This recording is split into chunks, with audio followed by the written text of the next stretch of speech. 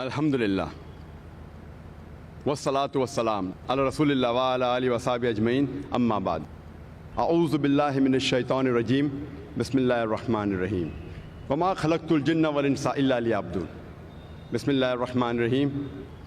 Allazi khalaqal mauta wal hayata liyabluwakum ayyukum ahsanu amala.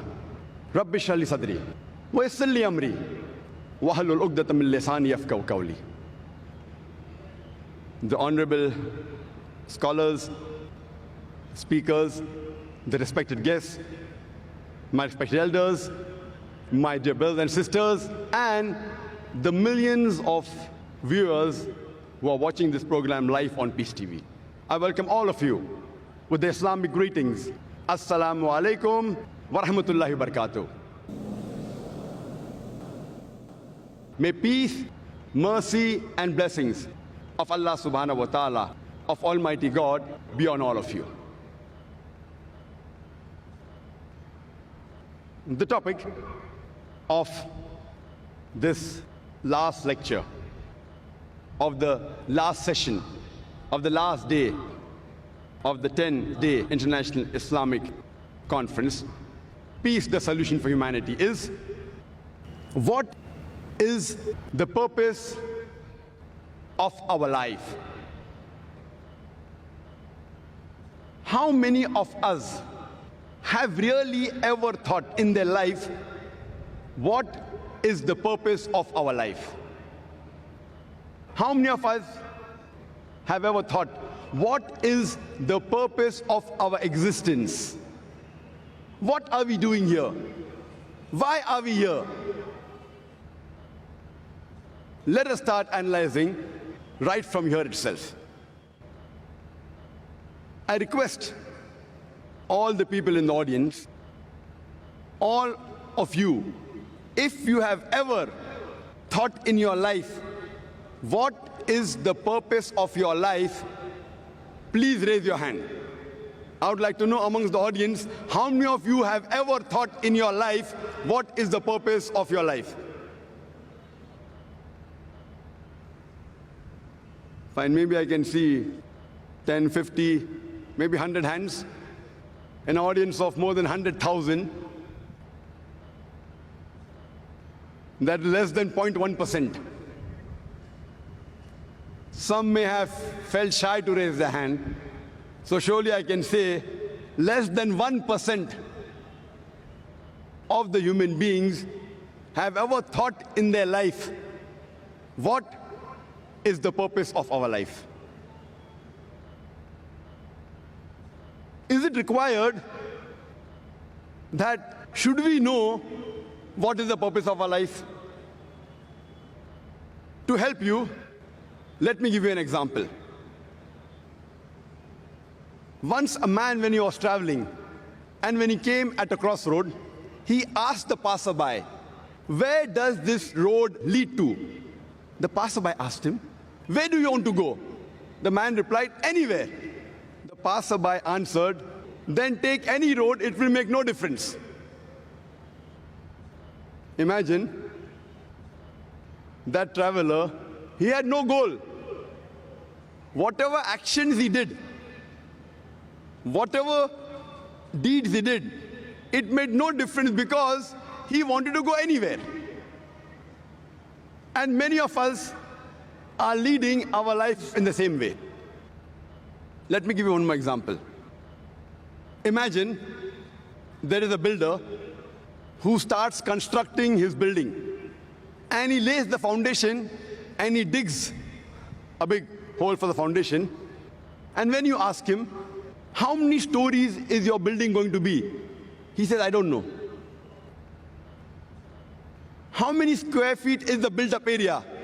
He says, I haven't thought of it. The builder has got no goal at all. Once there was a man who told his neighbor, your dog always chases vehicles and cars. I wonder, will your dog ever catch up with any car?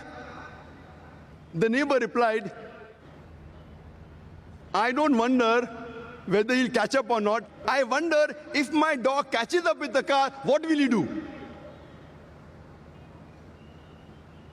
The man who asked him, will the dog ever catch up with the car? He's short-sighted. The neighbor who was the owner of the dog, he was far-sighted. Even if he caught up with the car, what will he do? What is the purpose of his goal? And unfortunately, many of us, we are leading our lives same fashion, just like the dogs. You know, people do graduation, and you ask them, why are you doing graduation? And they don't know the reason. Just because they want to be a graduate. What will you do after you finish your graduation? I haven't thought of it yet. Most of us are leading our lives like the traveler or like the dog who's chasing cars, absolutely without a purpose. Many of us, we copy goals of others without scrutinizing it. When we ask a student, why are you doing commerce? So he will reply, because my friend is doing commerce.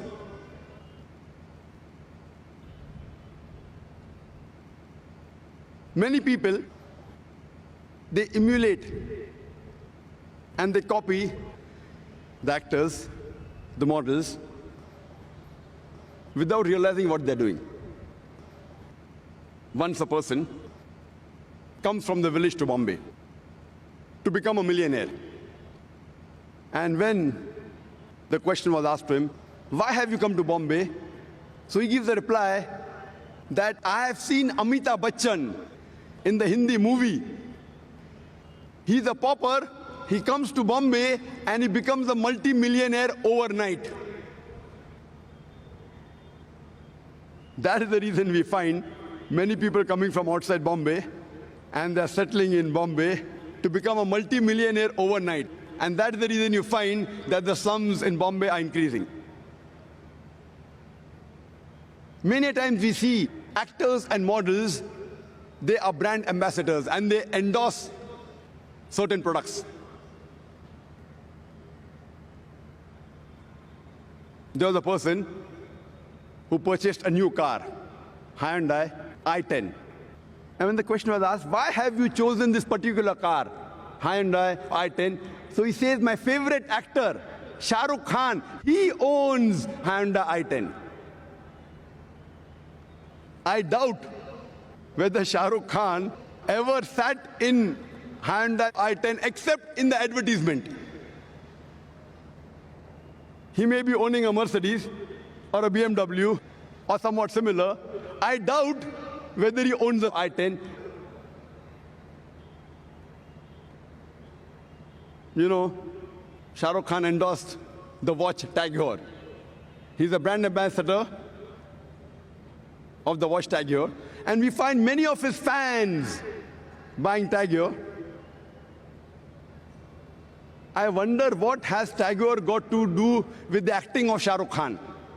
Has that watch, has that wristwatch ever helped him in acting? I doubt whether he wore Tag Heuer before he became a famous actor also. So these are the various ways the media promotes products. And unfortunately, we blindly follow goals of other people without realizing what we are doing. Imagine there's an industrialist who buys a textile factory. And when asked, why have you bought the textile factory? He tells us that I've come to know that there is good profit in textile business. Then you ask the next question. Do you have a feasibility report? He says, no. Have you had someone to take care of your business? Have you hired a CEO, chief executive officer? He says, no. What is the percentage of profit you will make? He says, I don't know. Where will you buy the raw materials for? He says, I haven't thought of it. Where will you sell your textile? He says, I don't know. Do you think that businessman will make profit in the textile industry? Imagine there's a person who has a goal. He wants to become the best scientist of the world. What does he do? He does a survey of all the scientists from the first human being, Adam, peace be upon him, till today. And after doing a survey, he comes to know the best scientist of human history was Isaac Newton. And his survey was correct. After that, what does he do? To become like Isaac Newton, he starts growing long hair, curly hair like Isaac Newton. He wears shoes like Isaac Newton. He wears clothes like Isaac Newton. Do you think he will become a successful scientist? Such people have a goal, but the planning is wrong. They have a planning. They did a survey of the scientists, but the planning is wrong.